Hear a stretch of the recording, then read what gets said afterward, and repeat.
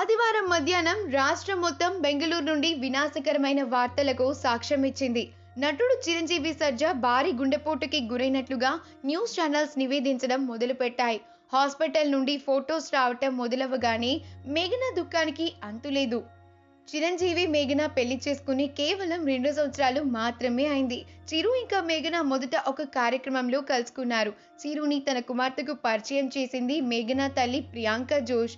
ఒక ఇంటర్వ్యూలో మేఘనా చిరంజీవి యొక్క మృదువైన స్వభావం గల తనని ఆకట్టుకుందని వెల్లడించారు.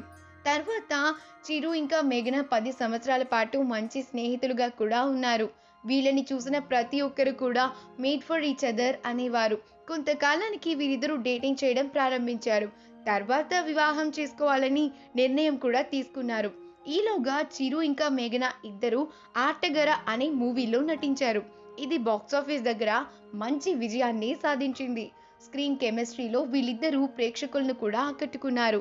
మేఘనా ఒక ఇంటర్వ్యూలో చిరు తనని కుటీమా అని పిలుస్తారని, అది ఆమె తల్లిదండ్రులు ఉపయోగించే ముద్దు పేరు అని చెప్పింది.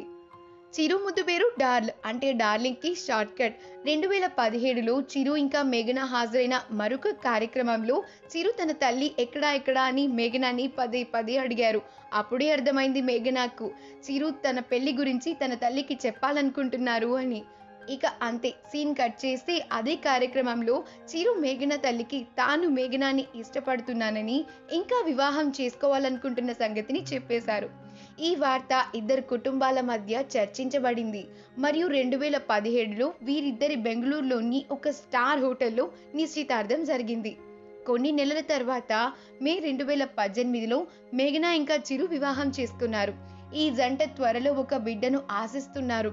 దురదృష్టవశాత్తు చిరు తన బిడ్డను చూడటానికి ఇక లేరు.